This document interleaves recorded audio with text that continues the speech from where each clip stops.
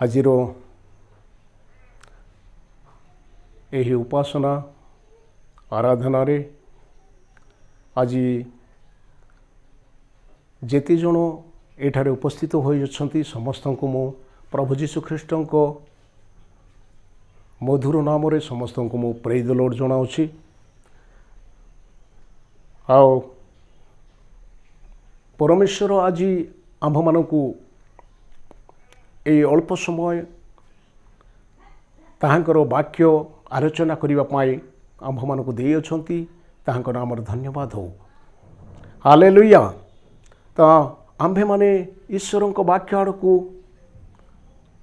सीधा सड़क आम्भे माने जीवा आओ अल्प समय नीरवतार रक्षा करी आम्भे माने ईश्वर को वाक्य शुणा ध्यानर सहित आपण माने एही ईश्वरंकर मुख निर्गत वाक्य आपण माने शुणु, जो द्वारा कि आपण मानकर आत्मिक जीवन आपण मानकर दैनंदिन जीवन रे जहाँ आपण माने आराधना करुछंती उपासना करुछंती सेथि मध्य रे परमेश्वर आपण मानक आशीर्वाद करिवे। हालेलुया। तो आज पवित्र आत्मा आपण मानकु एक विशेष विषय कहिबा पई इच्छा करूछंती। आज आम्भे माने देखुछु अनेक लोक ईश्वरंकर आराधना करूछंती, ईश्वरंकर उपासना करूछंती। आज अनेक मंडली रे ईश्वरंकर उपासना चली, आराधना चली। आम्भे माने मध्य आपण माने मध्य दैनंदिन जीवन रे किपरि भाव रे परमेश्वर को आराधना करुछंती, किपरि भाव रे प्रार्थना करुछंती, किपरि भाव रे दान दशमांश दउछंती, किपरि भाव रे परमेश्वरंकर वाक्य को आपण माने पालन करुछंती। किंतु ईश्वरंकर वाक्य कहे जदि आपण माने परमेश्वर को संतुष्ट करने पाई इच्छा करुछंती, जदि परमेश्वर को आपण माने भय एवं भक्तिर सहित उपासना करने पाई इच्छा करुछंती, ताहेले सर्वप्रथमे आपण माने जानिबा को हबो जे परमेश्वर किपरि उपासना इच्छा करुछंती। आज यही विषय समस्ते जानिबा आवश्यक। आज अनेक लोक यही समस्त विषय को न जानी न शुणी ताहांकर आराधना करुछंती। आम्भे माने जे प्रकार भावरे आम्भे माने जहा इच्छा ताहा करी परमेश्वरंकर आराधना करि पारिबा नाही। सर्वप्रथमे आम्भे माने जानिबा आवश्यक जे परमेश्वर किपरि उपासना इच्छा करुछंती, किपरि बलिदान को से इच्छा करुछंती, ताहा आम्भे माने समस्ते जानिबा आवश्यक एवं तद अनुजाई आम्भे माने ताहांकर उपासना करिबा, जो द्वारा कि से आपण मानकर उपासना को से ग्रहण करिवे। हालेलुया।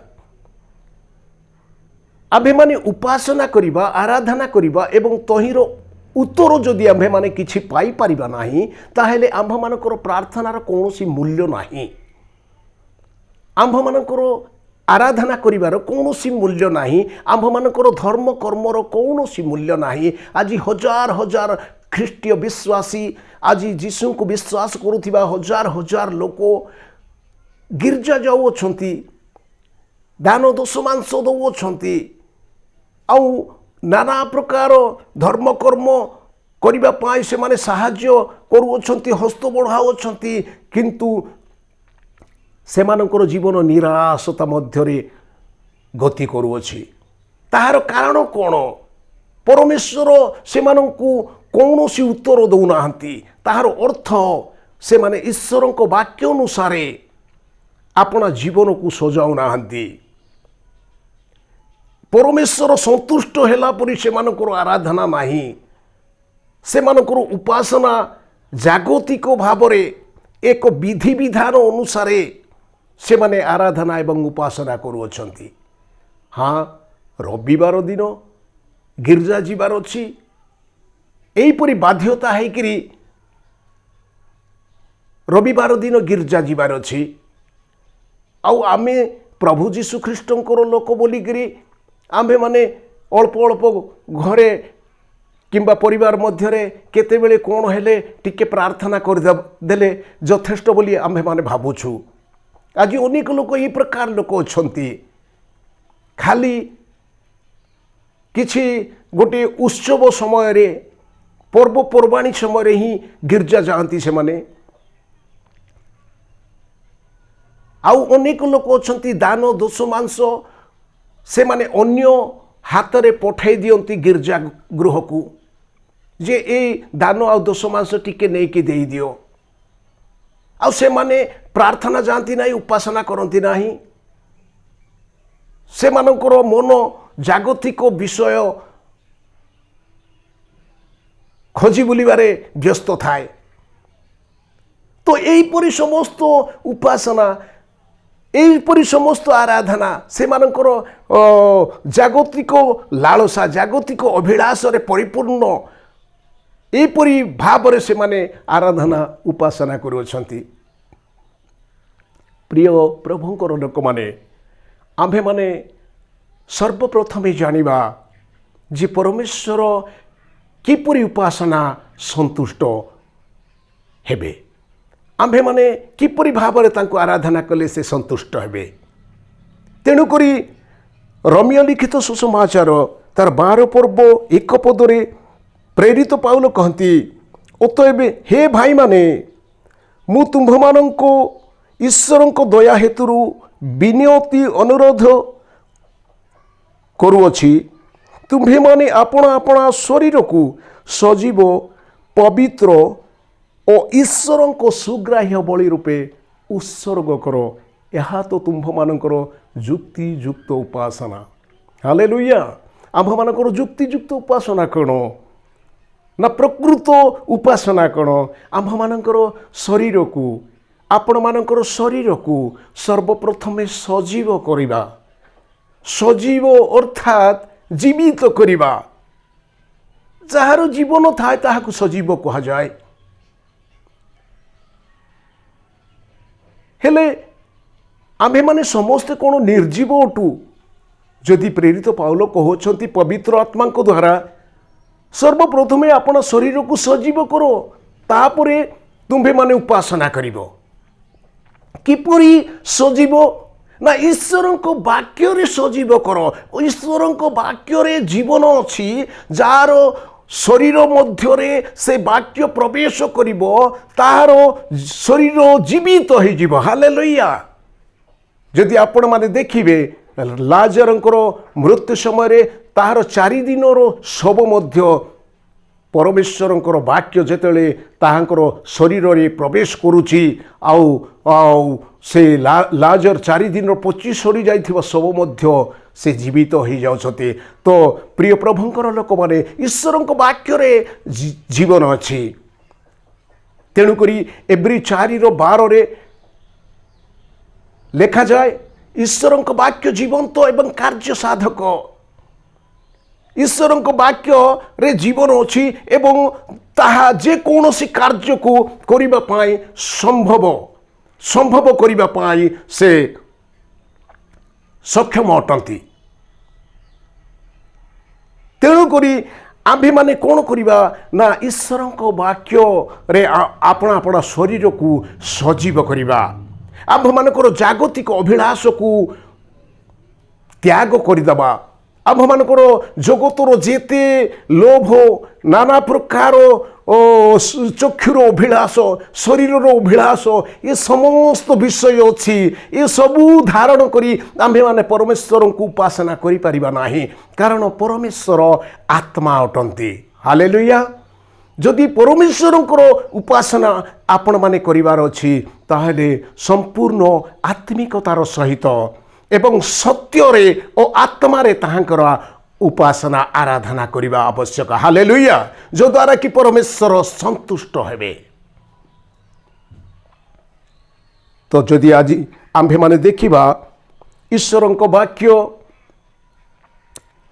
ଯାହାର ଜୀବନରେ ଈଶ୍ୱରଙ୍କ ବାକ୍ୟ ନାହିଁ ସେ ସମ୍ପୂର୍ଣ୍ଣ ମୃତ ଅଟେ। କାରଣ ଈଶ୍ୱରଙ୍କ ବାକ୍ୟରେ ହିଁ ଜୀବନ ଅଛି। ତ ଈଶ୍ୱରଙ୍କ ବାକ୍ୟକୁ ପାଳନ କଲେ ଆମ୍ଭେମାନେ ପ୍ରକୃତ ଜୀବନ ପାଇପାରିବା। କିପରି ପାଳନ କରିବା? ନା ପବିତ୍ର ଆତ୍ମାଙ୍କ ସାହାଯ୍ୟରେ, ପବିତ୍ର ଆତ୍ମାଙ୍କ ଦ୍ୱାରା ଆମ୍ଭେମାନେ ଆତ୍ମିକତାର ସହିତ ଈଶ୍ୱରଙ୍କର ଆରାଧନା କରିବା, ଈଶ୍ୱରଙ୍କ ଉପାସନା କରିବା।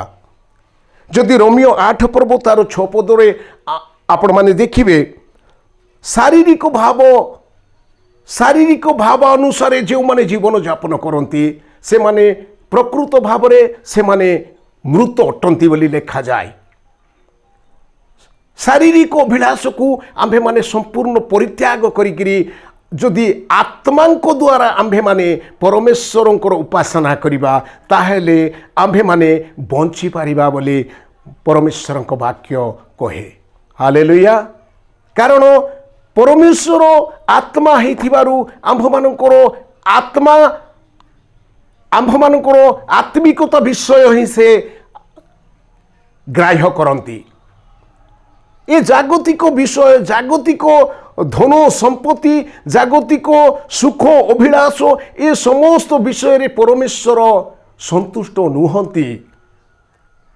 ତେଣୁକରି ପରମେଶ୍ୱରଙ୍କ ସମ୍ମୁଖରେ ଯେତେବେଳେ ଆମ୍ଭେମାନେ ଯିବା ସେତେବେଳେ ଆପଣାକୁ ଈଶ୍ୱରଙ୍କ ବାକ୍ୟରେ ଆମ୍ଭେମାନେ ଆପଣାକୁ ସଜୀବ କରି ତାହାଙ୍କ ସମ୍ମୁଖକୁ ଯିବା, ଯଦ୍ୱାରା କି ପରମେଶ୍ୱର ଆମ୍ଭମାନଙ୍କର ଉପାସନାକୁ ସେ ଗ୍ରହଣ କରିବେ। ହାଲେଲୁୟା।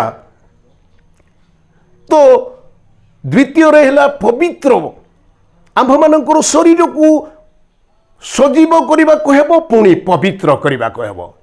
କାରଣ ଆମ୍ଭମାନଙ୍କର ପରମେଶ୍ୱର ପବିତ୍ର ଅଟନ୍ତି, ସେ ପବିତ୍ର ଅଟନ୍ତି। ଆଉ ଆମ୍ଭେମାନେ ଯଦି ଲେବୀ ପୁସ୍ତକ 19 ପର୍ବ ତାର 1 ପଦରେ ଦେଖିବା, ସେ ଜାଗାରେ ଲେଖାଯାଏ ଯେ ସେ ପବିତ୍ର ଅଟନ୍ତି। ଆମେ ପବିତ୍ର ଅଟୁ, ଆଉ ତୁମ୍ଭେମାନେ ପବିତ୍ର ହୁଅ ବୋଲି ସେ କହୁଅଛନ୍ତି।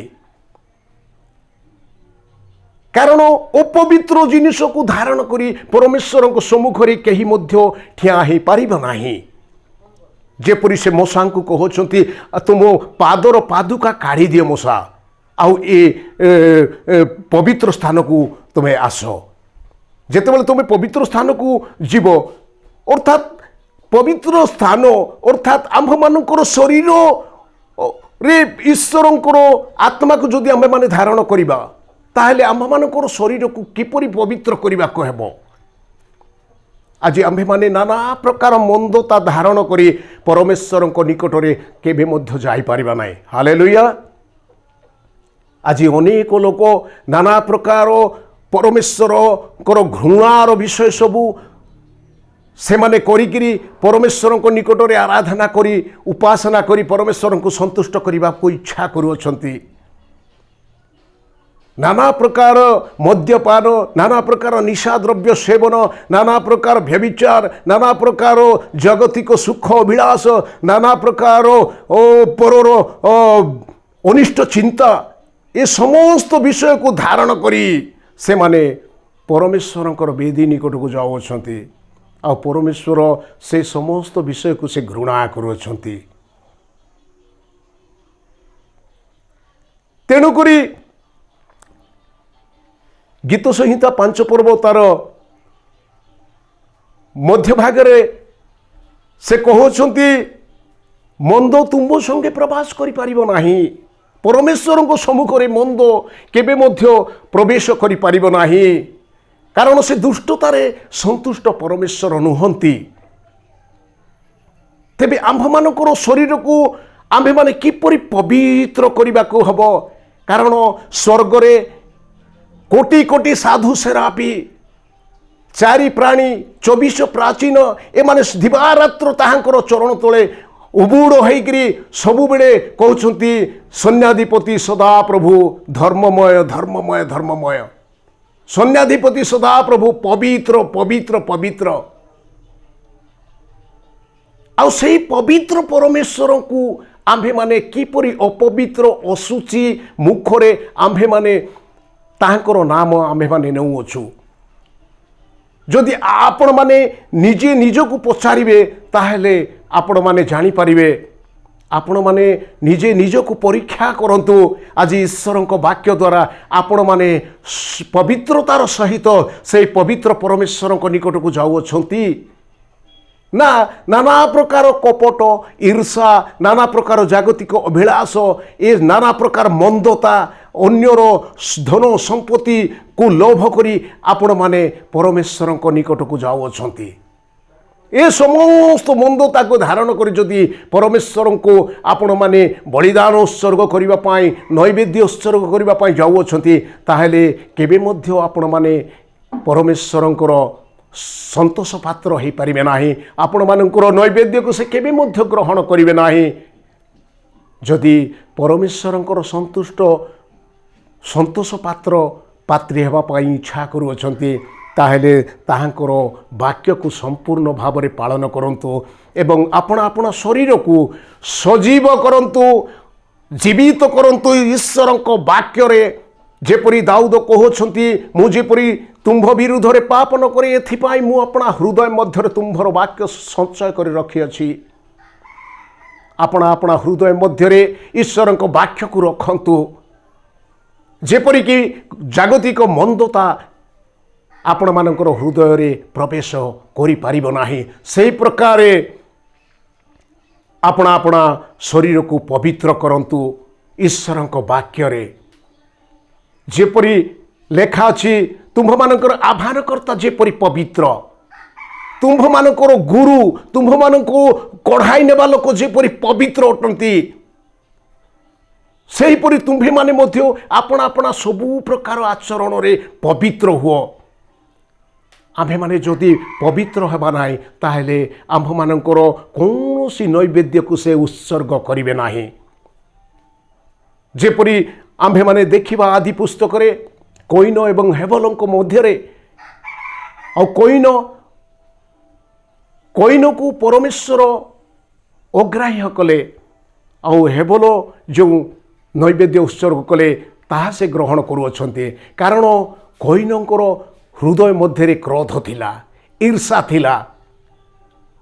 सेहीपरि करग्राही एवं फारुसी ए दुई जनक मध्य जदि आम्भे माने देखिबा आज अनेक लोक धर्म कर्म करिबारे भयंकर धुरंधर थांती किंतु सेमानकर धर्म कर्म केवल लोक देखाणिया धर्म कर्म थाए ताहा प्रकृत धर्म कर्म न थाए। जेपरि करग्राही अनुताप करी परमेश्वर को निकट रे भयर सहित से क्षमा मागुछंती सेहीपरि हृदयर सहित धर्म कर्म नहीं लोक देखाणिया धर्म कर्म जहाँकि फारुसी से कहूची आ तार हृदय मध्य थिबा अंधकार जिनिस सबू ताहार हृदय मध्य थिबा ईर्षा गर्व अहंकार ये समस्त विषय परमेश्वरंकर सम्मुख रे देखा जाउछि। आज आम्भे माने मध्य जदि सही प्रकार आराधना करिबा ताहेले परमेश्वर केबे मध्य ग्रहण करिवे नाही। आम्भे माने करग्राही परि नम्र हेबा आम्भे माने संपूर्ण नम्रतार सहित संपूर्ण हृदय रे ईश्वरंकर पवित्रता को धारण करी ईश्वरंकर वाक्य को पालन करी आम्भ मानकर हृदय संगे संगे आम्भ मानकर शरीर को ईश्वरंक वाक्य रे सबु बेले जीवित करी रखिबा एवं ईश्वरंकर वाक्य रे आम्भ मानकर शरीर को पवित्र करी रखिबा एवं ताहांकर आराधना करिबा जो द्वारा कि परमेश्वरंकर सुग्राह्य बलि आम्भे माने ही परिबा। यह आम्भ मानक परमेश्वरंकर आत्मा कहउछंती जे तुम्भे माने मो निकट को आसिला बेले संपूर्ण पवित्र हुओ संपूर्ण मोर वाक्य तुम्भे माने सजीव हो जाओ जो द्वारा कि तुम्भे माने मो सहित मिलित हो पारिबो କାରଣ ପରମେଶ୍ୱର ସେ ପବିତ୍ର ଅଟନ୍ତି। ଆଉ ପବିତ୍ର ପରମେଶ୍ୱରଙ୍କର ଉପାସନା, ପବିତ୍ର ପରମେଶ୍ୱରଙ୍କର ଆରାଧନା ଆମ୍ଭେମାନେ ପବିତ୍ରତାର ସହିତ କରିବା। ଆମ୍ଭମାନଙ୍କର ପବିତ୍ର ଆତ୍ମାଙ୍କର ଯେଉଁ 9ଗୋଟି ଫଳ ଅଛି ତାହା ଆମ୍ଭମାନଙ୍କ ଜୀବନରେ ଦେଖାଯିବା ଆବଶ୍ୟକ। ଯଦି ଆମ୍ଭେମାନେ ପବିତ୍ର ଆତ୍ମା ପାଇଅଛୁ ତାହେଲେ ଆମ୍ଭମାନଙ୍କର କର୍ମ ଦ୍ୱାରା ତାହା ପ୍ରକାଶ ହେବା ଆବଶ୍ୟକ। ତେଣୁକରି ପ୍ରିୟ ପ୍ରଭୁଙ୍କର ଲୋକମାନେ ଆଜି ଏହି ବାକ୍ୟକୁ ଯେତେ ଜଣ ଆଜି ଶୁଣୁଅଛନ୍ତି ଆପଣମାନଙ୍କୁ ମୁଁ ପ୍ରଭୁ ଯୀଶୁଖ୍ରୀଷ୍ଟଙ୍କ ପବିତ୍ର ନାମରେ ଅନୁରୋଧ କରୁଅଛି, ଆପଣ ଆପଣ ଶରୀରକୁ ଈଶ୍ୱରଙ୍କ ବାକ୍ୟରେ ସଜୀବ କରନ୍ତୁ। ଆପଣ ଆପଣ ଶରୀରକୁ ଈଶ୍ୱରଙ୍କ ବାକ୍ୟରେ ପବିତ୍ର କରନ୍ତୁ ଏବଂ ପରମେଶ୍ୱରଙ୍କର ସୁଗ୍ରାହ୍ୟ ବଳି ହୋଇଯାଆନ୍ତୁ, ଯଦ୍ୱାରା କି ପରମେଶ୍ୱର ଆପଣମାନଙ୍କୁ ଆଶୀର୍ବାଦ କରିବେ ଏବଂ ପରମେଶ୍ୱରଙ୍କର ଆଶ୍ଚର୍ଯ୍ୟ କର୍ମ ସବୁ ଆପଣମାନଙ୍କର ଜୀବନ ମଧ୍ୟରେ ଘଟିବ, ଆପଣମାନଙ୍କ ଜୀବନ ମଧ୍ୟରେ ସମ୍ମୁଖରେ ଦେଖିପାରିବେ। ସେହିପରି ଆପଣମାନେ ଉପାସନା କରନ୍ତୁ, ଏହା ପରମେଶ୍ୱର ଇଚ୍ଛା କରୁଅଛନ୍ତି। ତ ଆସନ୍ତୁ ଆମ୍ଭେମାନେ ଗୋଟିଏ ମିନିଟ୍ ପରମେଶ୍ୱରଙ୍କର ନିକଟରେ ପ୍ରାର୍ଥନା କରିବା, ଆପଣ ଆପଣଙ୍କୁ ନମ୍ର କରିବା, ଯେପରିକି ପରମେଶ୍ୱର ଆମ୍ଭମାନଙ୍କୁ ସମସ୍ତଙ୍କୁ ନମ୍ର କରି ଆପଣାର ଆତ୍ମା ଦେଇ ସମ୍ପୂର୍ଣ୍ଣ ସଜୀବ କରିବେ ଏବଂ ପବିତ୍ର କରିବେ, ଯଦ୍ୱାରା କି ମନୁଷ୍ୟ ଇଚ୍ଛା କଲେ ତାହା ହୁଏ ନାହିଁ, କିନ୍ତୁ ଯାହା ପରମେଶ୍ୱର ଇଚ୍ଛା କରନ୍ତି ତାହା ହିଁ ହୋଇଥାଏ। ତାହେଲେ ଆମ୍ଭେମାନେ ସମସ୍ତେ ଗୋଟିଏ ମିନିଟ୍ ପରମେଶ୍ୱରଙ୍କ ନିକଟରେ ପ୍ରାର୍ଥନା କରିବା। ସମସ୍ତେ ଚକ୍ଷୁ ବନ୍ଦ କରନ୍ତୁ। ହେ ସର୍ବଶକ୍ତିମାନ ଈଶ୍ୱର, ତୁମରି ମହାନାମର ଧନ୍ୟବାଦ କରୁଛୁ ରାଜା। ପ୍ରଭୁ ଆଜିର ଏହି ତୁମରି ଜୀବନ୍ତ ବାକ୍ୟ, ତୁମରି ପବିତ୍ର ଆତ୍ମାଙ୍କର ସ୍ୱର ଯେତେ ଜଣ ଶୁଣୁଅଛନ୍ତି ପିତା, ସମସ୍ତଙ୍କ ଜୀବନ ମଧ୍ୟରେ ପ୍ରଭୁ ତୁମରି ପବିତ୍ର ଆତ୍ମାଙ୍କର ଶକ୍ତି କାର୍ଯ୍ୟ କରୁ ବୋଲି ପ୍ରାର୍ଥନା କରୁଅଛୁ। ପ୍ରଭୁ ଯୀଶୁ ରାଜା, ଯେପରି ସମସ୍ତେ ତୁମେ ଯେପରି ଇଚ୍ଛା କରୁଅଛ ସେହିପରି ନୈବେଦ୍ୟ ଉତ୍ସର୍ଗ କରିପାରିବେ ପିତା। ଆପଣ ଆପଣ ଶରୀରକୁ ତୁମରି ପବିତ୍ର ବାକ୍ୟରେ ସଜୀବ କରିବେ ଏବଂ ପବିତ୍ର କରିବେ ଏବଂ ତୁମରି ସୁଗ୍ରାହ୍ୟ ବଳି ଭାବରେ ଉତ୍ସର୍ଗ କରିବେ ପିତା। ସେହିପରି ଆରାଧନା କରିବେ। ଏଥିପାଇଁ ସମସ୍ତଙ୍କୁ ତୁମେ ଆଶୀର୍ବାଦ କର।